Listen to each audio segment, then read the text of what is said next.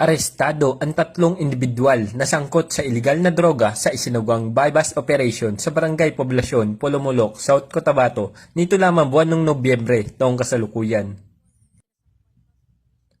Kinilala ng otoridad ang mga naarestong sospek na si alias Tata, 35 years old, isang welder, at si alias Arnel, 32 years old, isang pintor, at si alias Jobert, 37 years old, isang laborer. Naaresto ang mga sospek sa isinagawang bypass operation ng Polomolok PNP at PIDEA 12. Nakumpiska mula sa mga sospek ang tatlong plastic sachet na naglalaman ng hininalang shabu na may timbang na 1.2 na gramo na nagkakahalaga ng 7,000 pesos at bypass money. Ang mga naarestong sospek ay maharap sa kasong paglabag sa RA 9165 o Comprehensive Dangerous Drugs Act of 2002.